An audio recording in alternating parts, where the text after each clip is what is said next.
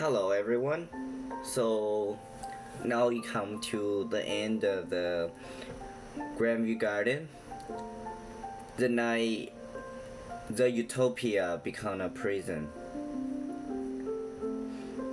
The garden read in Dream of the Red Chamber.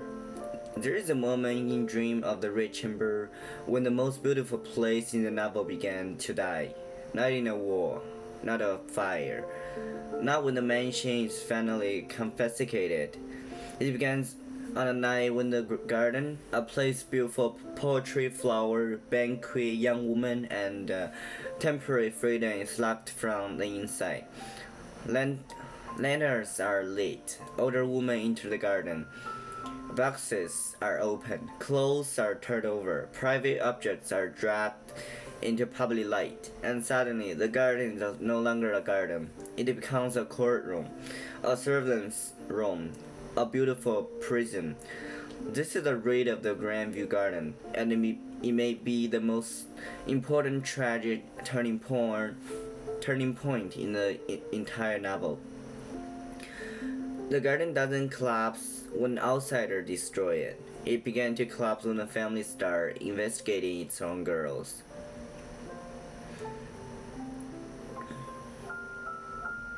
So the garden is a design word. It has structure. It has symbolism. Its space corresponds to the personalities and destiny of the people who live there. Daivi doesn't simply live in a house. She lives in a bamboo, shadows, illness, poetry, loneliness, and tears. Bao word is cool, restrained, elegant, controlled. Tantrum space is open, bright, sharp, and managerial. Bao Yu lives at the center of a female dream, a world of girls, poetry, flower, emotional freedom, away from the male world exam, careers, and official ambition. In this novel, a room is not just a room. A room is a soul made visible. The garden is architecture, but it's also psychology. It turns inner life into physical space. That's why I feel like a utopia. For a while, the girl inside the garden can write poetry, form literary clubs, host banquets, tease each other, compete, laugh, and exist as complete human beings before marriage and family duty closing. The utopia has a fatal weakness. It's not free, it's permitted. The girl didn't build the garden for themselves. The Jia family built it, founded and named it, assigned rooms, and allowed the little world to exist. So the freedom inside the garden is not a right, it's a privilege. But the privilege could be withdrawn. That's a tragedy hidden inside the beauty. The garden is not outside power, it's produced by power, and one night the power come back to reclaim it. The raid doesn't begin with lanterns, it began with information. It's important. A shallow version of story would say one bad person betrayed one innocent person, and then tragedy happened. But in Dream of the Red Chamber, it's not that simple. Before the raid, the garden is already silk. There's gambling, there's accusation, people report on each other, all garage become useful weapons, small conflicts become evidence. The beautiful surface is there, but beneath truth is already rotting. There's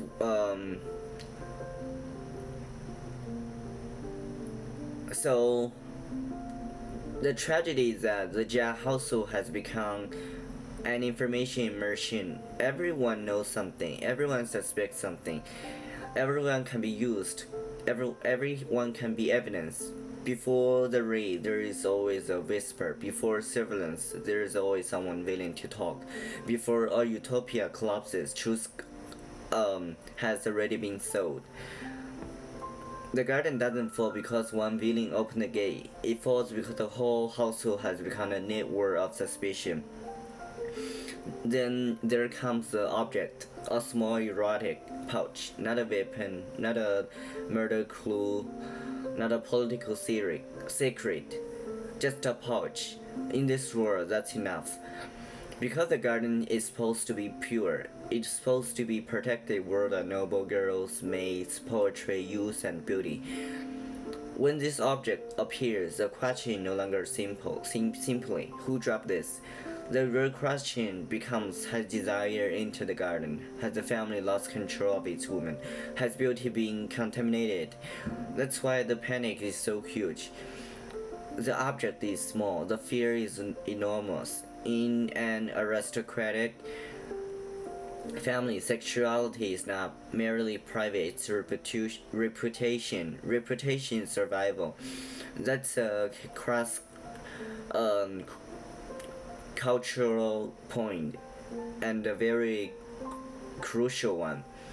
So Western viewers think of Victorian household, a Puritan community, or modern elite family trying to contain a scandal. Different culture, different costume, but the mechanism is familiar. A private object become public. A private desire become a family crisis. The family respond not by asking who is her, but by asking who will know. This is the beginning of the moral panic, not truth, exposure. So Lady Wang is not interested because she's simply evil. She's interested because she knows she's doing the right thing. She believes she's protecting Bao Yu, protecting the girls, the household, the family name. That's what makes her dangerous. Cruelty arrives wearing the mask of responsibility. It doesn't say I want to hurt you. It says I'm protecting the family. It says this is good for your own good. It says we must preserve purity. Once reputation become more important than human being in front of you, violence become respectable. This is not just Chinese. This is the logic of every society that turns shame into order. The language change, the clothing change, architecture change, but structure is similar. Protect the institution, control the woman, remove the scandal, call immorality. Wang Shanbao's wife enter. She's not the most powerful person in the house. She's a small enforcer. A woman with borrowed authority, and people with borrowed authority become the most eager to use it. She has long disliked the proud maids in the garden. She thinks they are spoiled, too beautiful, too sharp, too close to the young master and lady, too much like people above their station. When the scandal appears, she sees a chance. She names Qingwen. She's beautiful, proud. Qingwen has a sharp tongue. Qingwen doesn't know how to look humble, and that's enough. She becomes the face of fear. That's how scapegoating works. You don't need proof. You need someone society is willing to suspect. Qingwen has the wrong kind of beauty, not soft enough, not obedient enough, not useful enough. Her beauty feels like defiance, and in this household, defiance is in a servant is unforgivable. Qingwen is summoned while she's ill. Her hair is loose, body is weak. She has just woken up.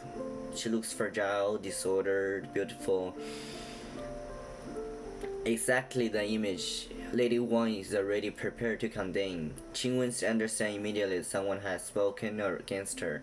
She can't truly defend her. She's a maid. She has intelligence but no protection. She has pride but no status. She has beauty but no beauty becomes evidence against her. That's her tragedy. She's not tragic because she's harmless. She's tragic because she's too alive for the role assigned to her. The system can tolerate a clever servant. It can tolerate a pretty servant. It can tolerate a useful servant. But you can't tell her a servant who refused to feel inferior. Qingwen has a soul larger than her social position. That's why she can survive the war. That night, the raid begins. The garden gates are locked. The image matter. A garden built for poetry is now sealed like a prison. Women enter with Latin. They move through corridors. They open boxes. They search room. Every private object becomes suspicious. A bedroom becomes a crime scene. A chest becomes evidence. A maid becomes a suspect. Nothing has physically changed. The theme prevalent. The same silk curtain. The same flower. But the meaning of space unchanged. Before, the garden made personality visible. Now visibility become danger. Your room can expose you, your belonging can accuse you, your private life can be turned into public trial. They're not just searching room, they're invading inner world. At Baoyu residence, Xiren opened her boxes. The moment is easy to misread. Many readers want Xiren to be the villain. It's satisfying. It gave us a clear story. Qingwen is pure. Xiren is calculating, and betrayal explains everything. But the novel is more disturbing than that. Xiren is a strategy. Yes, she understands power and how to survive, but the disaster can be reduced to her betrayal. The real horror is collective. The household itself has become suspicious. Information is already moving. All dislikes are already active. Power is already looking for someone to punish. She then may be part of system, but she's not the whole system. The tragedy is larger than one moment. It is a world where everyone had learned to survive by watching, reporting, guessing, and protecting themselves. That's much scary. There come Qingwen's box, and Qingwen doesn't behave like a passive actor. She doesn't beg, she doesn't cry for mercy, she doesn't perform innocence. She pulls open her box and throws everything out. The gesture is violent, but it's also magnificent. Magnificent. She's saying, if you want to expose me, I will expose myself first, but I will not let you turn my shame into your victory. For 1 second, Qingwen take back control. Her privacy violated, but her spirit is not. That's why she's unforgettable. She doesn't merely suffer the search, she turns the search into defiance. That's exactly why the system can't forgive her. Then the race reached Dai Yu's world. The Xiaoxiang prevalent, bamboo, poetry, tears. If any place in a garden should be protected from vague intrusion, it is this one. But even here the ray arrives. This matter. Poetry can protect privacy, sensitivity can protect the body. Beauty can protect the room from power. Dai Yu doesn't need to be publicly destroyed in this sense. The point is colder than that. Even her space can be entered. Even her word is not truly hers. That's why servants does. It doesn't need to punish everyone. It only needs everyone to know punishment is possible. After that, people began to police themselves, and the garden became quieter. There comes Tanchun. Tanchun is the intellectual center of this scene. Other people see a search. She sees a diagnosis.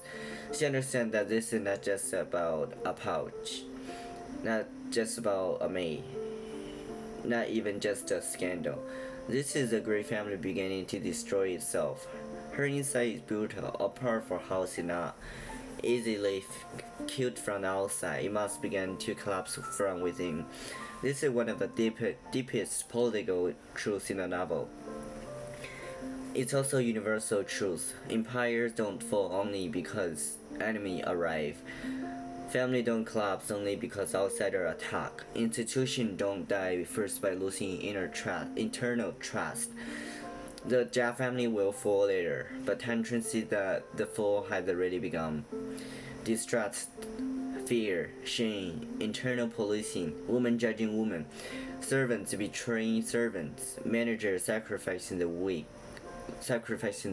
to protect reputation. This is not housekeeping, this is decay. Then Wang Shanbao's wife crossed the line. She touched Tanchun. Tanchun slapped her. The slap is not just anger, it's boundary. You may search my room, but you don't own my body. You may come with authority, but you don't have the right to erase my dignity. The slap is the garden fighting back. Not with poetry, not with elegance. With a slap. For 1 second, the Utopia has teeth, but only 1 second. Tanchun sees the collapse. She can name it, she can resist it, but she can't stop it. That's her tragedy. The Ray eventually finds real evidence in Siqi's scene. This is where the novel becomes sharper. The search is humiliating, the search is cruel, but it finds something that makes more terrifying, not less.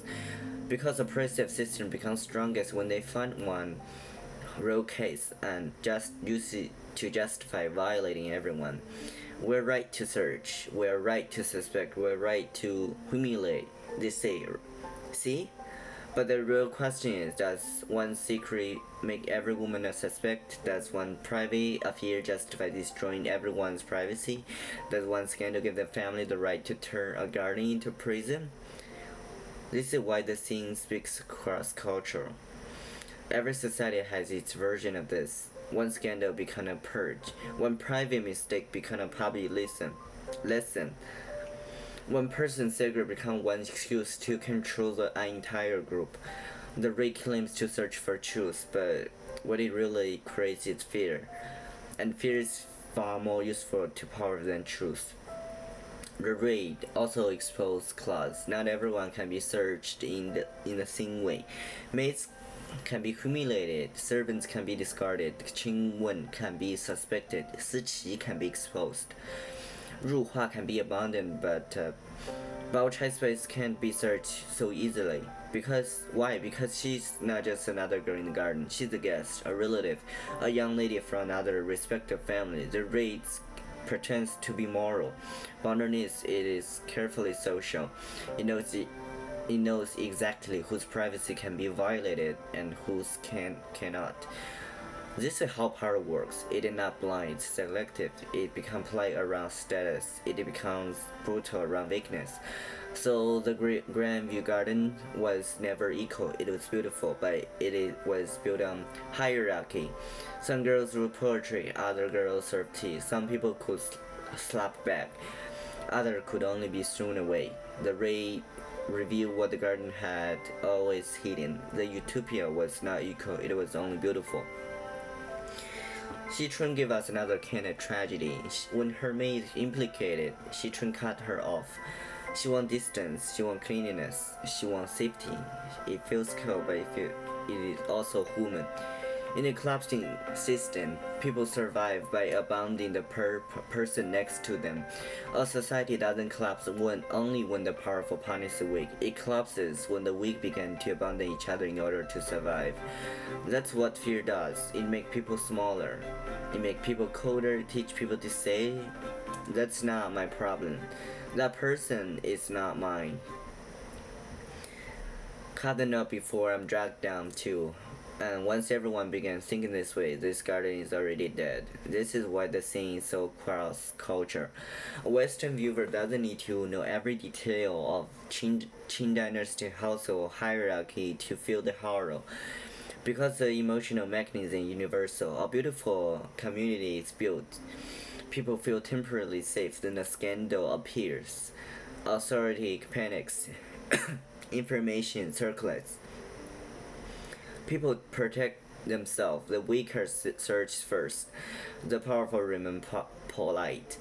One piece of evidence justifies the whole operation. By the end, the place still looks beautiful, but nobody feels safe anymore. This is not only a Chinese story, it's a human story. Dream of the Red Chamber gave it a specifically Chinese form. Not a public courtroom, not a police station, not a church trial, but an aristocratic garden. A place of poetry becomes a place of discipline. A place of feminine beauty becomes a place where women please other women. A place designed to reveal personality becomes a place where personality can be used against you.